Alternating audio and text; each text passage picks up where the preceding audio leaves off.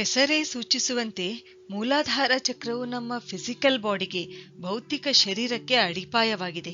ಇದರ ಕೆಲಸ ಶಕ್ತಿ ಮತ್ತು ಆಧಾರ ಕೊಡುವುದು. ಅದಕ್ಕೆ ಮೂಲ ಅಂದ್ರೆ ರೂಟ್, ಬುಡ ಅಂತ ಹೇಳ್ತೀವಲ್ಲ, ಮತ್ತು ಆಧಾರ ಇವೆರಡು ಸೇರಿ ಮೂಲಾಧಾರವಾಗಿದೆ. ಈ ಚಕ್ರವು ನಮ್ಮ ಬೆನ್ನು ಹುರಿಯ ಅಂದ್ರೆ ನಮ್ಮ ಸ್ಪೈನ್ನ ಕೆಳಭಾಗದಲ್ಲಿದೆ. ಇದು ಕೆಳಗಿನಿಂದ ಸತತವಾಗಿ ಮೇಲಕ್ಕೆ ಶಕ್ತಿ ಪೂರೈಸುತ್ತಿರುತ್ತದೆ. ಈ ಪ್ರಾಣಶಕ್ತಿ, ಈ ಎನರ್ಜಿಯು 3 ಮುಖ್ಯ ಭಾಗಗಳಾಗಿ ಒಡೆದು ಇಡ, ಪಿಂಗಳ, ಸುಷುಮ್ನ ನಾಡಿಗಳ ಮುಖಾಂತರ ಏರತೊಡಗುತ್ತದೆ. ಈ ಚಕ್ರವು ಸೂರ್ಯ ಮತ್ತು ಚಂದ್ರ ನಾಡಿಗಳ ಮುಖಾಂತರ ನೇರವಾಗಿ ಸಹಸ್ರಾರ ಚಕ್ರದೊಡನೆ ಶಕ್ತಿ ಸಂಚಾರ ಏರ್ಪಡಿಸುತ್ತದೆ. ಪ್ರತಿಯೊಂದು ಚಕ್ರವು ಕಮಲದಂತಿದ್ದು, ಮೂಲಾಧಾರ ಚಕ್ರವು 4 ದಳಗಳನ್ನು ಹೊಂದಿದೆ. ಈ ದಳಗಳಿಂದ ವಂ, ಶಂ, ಶಂ, ಸಂ ಎಂಬ 4 ನಾಡಿಗಳು ಹೊರಹೊಮ್ಮುತ್ತವೆ. ಇದು ಕೆಂಪು ವರ್ಣದ ಸೃಷ್ಟಿಯ ಮೂಲ ಚಕ್ರ. ಹಾಗಾದ್ರೆ ಇಲ್ಲಿ ಈ ಮೂಲಾಧಾರ ಚಕ್ರವನ್ನು ಆಕ್ಟಿವೇಟ್ ಮಾಡಲು, ಸ್ಟ್ರಾಂಗ್ ಮಾಡಲು ಕೆಂಪು ಬಣ್ಣದ ಬಟ್ಟೆ ಧರಿಸಬಹುದು. ಮನೆಯಲ್ಲಿ ಕೆಂಪು ಬಣ್ಣದ ವಸ್ತುಗಳನ್ನು ಇಡಬಹುದು. ಸ್ವಲ್ಪ ಯೋಚನೆ ಮಾಡಿ, ಪ್ರಪೋಸ್ ಮಾಡುವಾಗ ಕೆಂಪು ಬಣ್ಣದ ಗುಲಾಬಿ ಹೂವನ್ನೇ ಯಾಕೆ ಕೊಡ್ತಾರೆ? ಕೆಂಪು ಬಣ್ಣ ನಮ್ಮ ಸೆಕ್ಸ್ ಎನರ್ಜಿಯನ್ನು ಹೆಚ್ಚಿಸುತ್ತೆ. ಈ ಚಕ್ರವು ನಮ್ಮ ಜನನ ಗ್ರಂಥಿಗಳಿಗೆ, ಸೆಕ್ಸ್ ಹಾರ್ಮೋನ್ಗಳಿಗೆ ಸಂಬಂಧಿಸಿದೆ. ಮೂಲಾಧಾರ ಚಕ್ರವು ನಮ್ಮ ದೇಹ, ಮನಸ್ಸು, ಆತ್ಮವನ್ನು ಭೂಮಿಯೊಂದಿಗೆ ಸಂಪರ್ಕ ಹೊಂದುವಂತೆ ಮಾಡುತ್ತದೆ. ಹೆಣ್ಣಿನ ಸ್ವಭಾವ ಹೊಂದಿರುವ ಈ ಚಕ್ರವು ನಮ್ಮನ್ನು ಭೂಮಿಯ ಶಕ್ತಿಯೊಂದಿಗೆ ಸಂಪರ್ಕ ಕಲ್ಪಿಸುತ್ತದೆ. ಒಂದು ವೇಳೆ ಈ ಚಕ್ರವು ಕ್ರಿಯಾಶೀಲವಾಗಿರದಿದ್ರೆ ಪ್ರಾಣಿಕ್ ಬ್ಲಾಕೇಜ್ ಉಂಟಾದಾಗ ವೇಟ್ ಜಾಸ್ತಿ ಆಗುತ್ತದೆ. ಮಲಬದ್ಧತೆ, ಮೂಲವ್ಯಾಧಿ, ಸಂಧಿವಾತ, ಭೇದಿ, ಪದೇ ಪದೇ ಮೂತ್ರ ವಿಸರ್ಜನೆ ಆಗೋದು, ಅಧಿಕ ರಕ್ತದೊತ್ತಡ ಉಂಟಾಗೋದು, ಮೂತ್ರಪಿಂಡದ ಕಲ್ಲುಗಳು, ನಪುಂಸಕತೆ, ಸೊಂಟಕ್ಕೆ ಸಂಬಂಧಿಸಿದ ಸಮಸ್ಯೆಗಳಾಗಿರಬಹುದು, ಸಿಯಾಟಿಕಾ ಈ ಸಮಸ್ಯೆ ಆಗಿರಬಹುದು, ದಣಿವು, ನಿದ್ರಾಹೀನತೆ, ಖಿನ್ನತೆ, ರೋಗ ನಿರೋಧಕ ಕಾಯಿಲೆಗಳು, ಈ ಎಲ್ಲ ಸಮಸ್ಯೆಗಳು ಉಂಟಾಗಬಹುದು. ಮೂಲಾಧಾರ ಚಕ್ರವು ಮೂಳೆ, ಹಲ್ಲು, ಉಗುರು, ಗುದದ್ವಾರ, ಅಡ್ರಿನಲ್ ಗ್ರಂಥಿ, ಪ್ರೋಸ್ಟೇಟ್ ಗ್ರಂಥಿ, ಜೀರ್ಣ ಪ್ರಕ್ರಿಯೆ, ವಿಸರ್ಜನೆ ಕ್ರಿಯೆ ಇವುಗಳ ಮೇಲೆ ಕೂಡ ಪ್ರಭಾವ ಬೀರುತ್ತದೆ.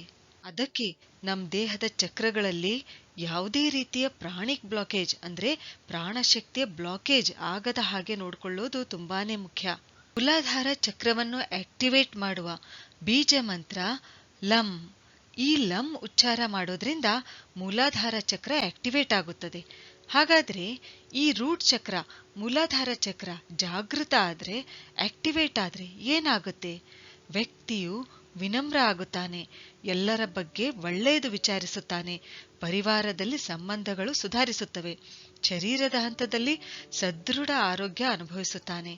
ಮನಸ್ಸು, ಬುದ್ಧಿ, ಅಹಂಕಾರ, ಚಿತ್ತ, ಯಾಕೆಂದ್ರೆ ಇಲ್ಲಿ ಈ ದಳಗಳಲ್ಲಿ 4 ದಳಗಳಲ್ಲಿ ಆ 4 ದಳಗಳ ಗುಣಗಳು ಇವು. ಮನಸ್ಸು, ಬುದ್ಧಿ, ಅಹಂಕಾರ, ಚಿತ್ತ ಇವುಗಳನ್ನು ಈ 4 ದಳಗಳು ಸೂಚಿಸುತ್ತವೆ. ಇವುಗಳ ಬಗ್ಗೆ ತಿಳಿದುಕೊಳ್ಳಲು ಪ್ರಾರಂಭಿಸುತ್ತಾನೆ. ಆಮೇಲೆ ಸ್ವತಂತ್ರ ಮನೋಭಾವ, ಬಲ, ಸ್ಥಿರತೆ, ಉತ್ತಮ ಪಚನ ಶಕ್ತಿಯನ್ನು ಅನುಭವಿಸುತ್ತಾನೆ. ಜೀವನದಲ್ಲಿ ಹೆಚ್ಚು ಉತ್ಸಾಹ ಅನುಭವಿಸುತ್ತಾನೆ. ಒಂದ್ ವೇಳೆ ಈ ಚಕ್ರ ಜಡವಾಗಿದ್ದರೆ ವ್ಯಕ್ತಿಯೂ ಕೂಡ ಜಡವಾಗಿರುತ್ತಾನೆ. ಈ ಮೂಲಾಧಾರ ಚಕ್ರವನ್ನು ಅರಳಿಸಲು, ಆಕ್ಟಿವೇಟ್ ಮಾಡಲು, ಸ್ಟ್ರೆಂಥನ್ ಮಾಡಲು ಏನೇನ್ ಮಾಡಬಹುದು? ಅಶ್ವಿನಿ ಮುದ್ರೆ ಮಾಡಬೇಕು. ಅದು ಹೇಗೆ ಅಂದ್ರೆ ಪದ್ಮಾಸನ ಅಥವಾ ವಜ್ರಾಸನದಲ್ಲಿ ಕುಳಿತು ಎನಸ್ ಅಂದ್ರೆ ಗುದದ್ವಾರ ಅದನ್ನ ನಾವು ಮೇಲಕ್ಕೆ ಸೆಳೆದುಕೊಳ್ಬೇಕು, ಅಂದ್ರೆ ಒಳಗೆ ಎಳೆದುಕೊಳ್ಬೇಕು.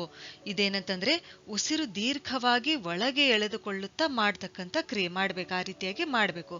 ಕೆಲವು ಸೆಕೆಂಡ್ಗಳ ಕಾಲ ಉಸಿರನ್ನ ಒಳಗೆ ಹಿಡಿದುಕೊಂಡು ಇದೇ ಸ್ಥಿತಿಯಲ್ಲಿರಬೇಕು. ನಿಧಾನವಾಗಿ ಉಸಿರನ್ನ ಬಿಡುತ್ತಾ ಏನ್ ಮಾಡ್ಬೇಕು, ನಮ್ಮ ಗುದದ್ವಾರವನ್ನ ಸಡಿಲಗೊಳಿಸ್ಬೇಕು. ಇದನ್ನೇ ನಾವು ಅಶ್ವಿನಿ ಮುದ್ರೆ ಅಂತ ಹೇಳ್ತೀವಿ. ಇದನ್ನ ಖಾಲಿ ಹೊಟ್ಟೆಯಲ್ಲೇ ಮಾಡಬೇಕು. ಹೀಗೆ 15ರಿಂದ 20 ಸಲ ಮಾಡಬೇಕು. ಈ ಅಶ್ವಿನಿ ಮುದ್ರೆಯು ನಮ್ಮ ಪ್ರಾಣ ಶಕ್ತಿಯನ್ನು ಅನೇಕ ಪಟ್ಟು ಜಾಸ್ತಿ ಮಾಡುತ್ತೆ. ಬ್ರಹ್ಮಚರ್ಯ ಪಾಲನೆಗೆ ಇದು ತುಂಬಾನೇ ಉಪಯುಕ್ತವಾಗಿದೆ. ಮತ್ತು ಮೂಲಾಧಾರ ಚಕ್ರವನ್ನು, ನಮ್ಮ ರೂಟ್ ಚಕ್ರವನ್ನು ಇದು ಸ್ಟ್ರೆಂಥನ್ ಮಾಡುತ್ತೆ.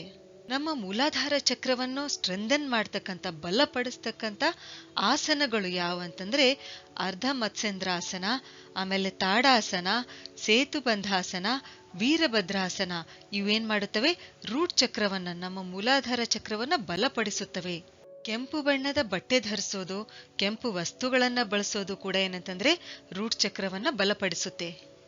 ಬೀಜ ಮಂತ್ರದ ಉಚ್ಚಾರದಿಂದ ಕೂಡ ನಾವು ಮೂಲಾಧಾರ ಚಕ್ರವನ್ನ ಬಲಪಡಿಸ್ಕೊಳ್ಬಹುದು. ಅದು ಹೇಗೆ ಅಂತಂದ್ರೆ ದೀರ್ಘವಾಗಿ ಉಸಿರಾಡುತ್ತಾ ಉಸಿರನ್ನ ಒಳಗೆ ಎಳೆದುಕೊಳ್ಳುತ್ತಾ ವಂ ಶಂ ಶಂ ಸಂ ಎಂಬ 4 ದಳಗಳ 4 ನಾಡಿಗಳ ಅಕ್ಷರಗಳನ್ನು ಉಚ್ಚರಿಸಬೇಕು. ಆಮೇಲೆ ಲಂ ಎನ್ನುತ್ತಾ ಹಿಡಿದಿಟ್ಟ ಉಸಿರು ಬಿಡಬೇಕು.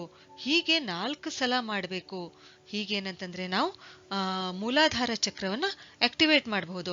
ಅಶ್ವಿನಿ ಮುದ್ರೆ ಮಾಡೋದ್ರಿಂದ, ಆಮೇಲೆ ಯೋಗಾಸನಗಳನ್ನ ಮಾಡೋದ್ರಿಂದ, ಅರ್ಧ ಮತ್ಸ್ಯೇಂದ್ರಾಸನ ಆಗಿರ್ಬೋದು, ತಾಡಾಸನ, ಸೇತುಬಂಧಾಸನ, ವೀರಭದ್ರಾಸನ ಮಾಡೋದ್ರಿಂದ, ಆಮೇಲೆ ಕೆಂಪು ಬಣ್ಣದ ಬಟ್ಟೆ ಧರಿಸೋದು ಅಥವಾ ಕೆಂಪು ಬಣ್ಣದ ವಸ್ತುಗಳನ್ನ ಬಳಸೋದ್ರಿಂದ, ಆಮೇಲೆ ಬೀಜ ಮಂತ್ರದ ಉಚ್ಚಾರದಿಂದ ವಂ ಶಂ ಶಂ ಸಂ ಎಂಬ 4 ದಳಗಳ ಈ 4 ಅಕ್ಷರಗಳ ಉಚ್ಚರಿಸೋದ್ರಿಂದ, ಆಮೇಲೆ ಉಸಿರನ್ನ ಹೊರಗೆ ಬಿಡ್ತಾ ಲಂ ಅಂತಕ್ಕಂಥ ಉಚ್ಚಾರನ ಮಾಡೋದ್ರಿಂದ ನಾವು ನಮ್ಮ ಮೂಲಾಧಾರ ಚಕ್ರವನ್ನ ಆಕ್ಟಿವೇಟ್ ಮಾಡಬಹುದು.